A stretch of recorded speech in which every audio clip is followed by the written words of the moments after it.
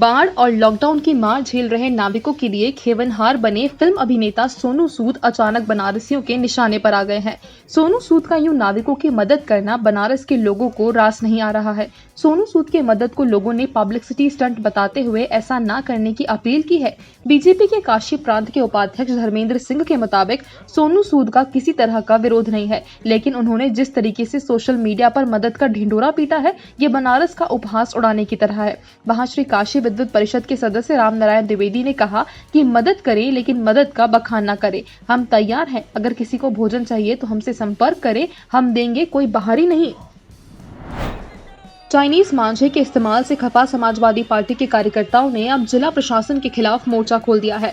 Pandeypur flyover पर पिछले दिनों 7 वर्षीय मासूम बच्ची की चाइनीज मांझे से गर्दन कटकर मौत हो जाने पर आक्रोशित सपा कार्यकर्ताओं ने बुधवार को जिलाधिकारी कार्यालय पर धरना प्रदर्शन किया।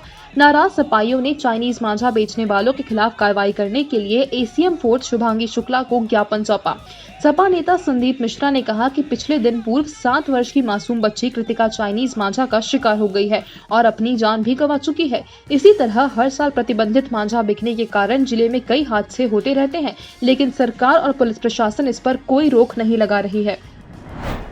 स्मार्ट सिटी योजना के तहत बेनियाबाग मैदान के समीप बन रहे मल्टी लेवल पार्किंग का गड्ढा बेनिया मलिन मस्ती के रहने वाले एक किशोर के लिए कब्रगाह बन गया। गड्ढे में भरे पानी में नहाने के दौरान डूबने से राजकुमार नाम के इस किशोर की मौत हो गई। मंडलीय अस्पताल में डॉक्टरों द्वारा मृत घोषित करने पर बिना पोस्टमार्टम कराए शव की मांग करते हुए परिवारजन हंगामा करने लगे, जिन्हें पुलिस ने किसी तरह शांत कराया। बेनियाबाग में स्मार्ट सिटी योजना के तहत मल्टी लेवल पार्किंग का काम चल रहा है। इसकी नींव के लिए बड़े बड़े गड्ढे खोदे गए हैं, जिनमें इन दिनों बरसात का पानी भरा हुआ है। बेनिया मलन बस्ती निवासी बाबू डोम का पुत्र राजकुमार अपने 2 दोस्तों के साथ इन्हीं गड्ढों में नहाने पहुंचा था। नहाते नहाते अचानक उसका पैर फिसला और वह गहरे पानी में डूब गया। दोस्तों की सूचना पर पहुंचे परिवारजन व आसपास के लोग उसे निकालकर मंडलीय अस्पताल ले गए, जहां डॉक्टरों ने उसे मृत घोषित कर दिया। उसका शव मर्चरी में रखवाते हुए पुलिस को सूचित किया गया। इस पर बिना पोस्टमार्टम करवाए परिवार के लोग शव की मांग करते हुए हंगामा करने लगे। देखते ही देखते काफी भीड़ जुट गई। मामला बनता ना देख परिवारजनों की ओर से पथराव भी किया गया। सूचना पर कोतवाली समेत अन्य थाने की पुलिस मौके पर पहुंची और हल्का बल प्रयोग कर स्थिति को नियंत्रित किया।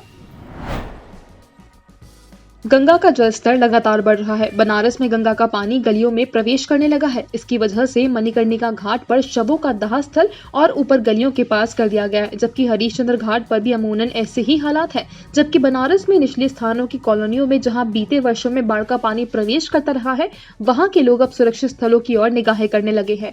पेट्रोलिंग के दौरान न केवल गंगा में नौका संचालन के लगे प्रतिबंध के तहत भी नाविकों को जागरूक किया जा रहा है, बल्कि गंगा घाट किनारे रहने वालों से लेकर घूमने आए लोगों को भी चिताया जा रहा है। उन्होंने बताया कि नाविकों के साथ मीटिंग कर उन्हें भी समझाया गया है कि वो नौका संचालन बंद कर दें और अगर कोई ऐसा करे तो उसे इस तरीके से नहीं आने दिया जाए। बढ़ते जलस्तर को देखते हुए जिलाधिकारी के आदेश पर गंगा में नौका संचालन 15 सितंबर तक के लिए बंद कर दिया गया है। जल पुलिस उप निरीक्षक की माने तो गंगा में बढ़ाव के साथ ही काफी वेग है, इसलिए उनकी ओर से गंगा में पेट्रोलिंग बढ़ा दी गई है और सभी घाटों पर नजर रखी जा रही है। तर्पण के पर्व पितृपक्ष की शुरुआत हो चुकी है। अगले 15 दिनों तक लोग अपने पूर्वजों की याद में पूजा पाठ करेंगे और पिंडदान भी करेंगे। पितृपक्ष में पिंडदान करने वाले लोगों के बीच काशी के पिशाच मोचन कुंड का एक विशेष महत्व है, लेकिन कोरोना काल में इस कुंड पर श्रद्धालुओं का टोटा दिखा। पितृपक्ष के पहले दिन इक्का दुक्का ही श्रद्धालु पिंडदान के लिए पहुंचे। श्रद्धालुओं की कमी का असर कुंड पर जमे रहने वाले पंड पुरोहितों के चेहरे पर साफ देखने को मिला। मंदिरों और कुंड किनारे बैठे पंडित श्रद्धालुओं की राह देखते रहे। पिशाच मोहन कुंड पर रहने वाले पिंड पुरोहितों को पूरे साल पितृपक्ष का बेसब्री से इंतजार रहता है। कहा जाता है कि पूरे साल की कमाई इन 15 दिन में होती है, लेकिन कोरोना काल में पंडों को निराशा हाथ लगी। हालांकि मुन्नालाल उपाध्याय जैसे कुछ ऐसे भी पंडे हैं जिनका मानना है कि लॉकडाउन के दौरान लोग घर से ही पिंडदान करें। इससे न सिर्फ वो सुरक्षित रहेंगे, बल्कि उनका परिवार भी सुरक्षित रहेगा।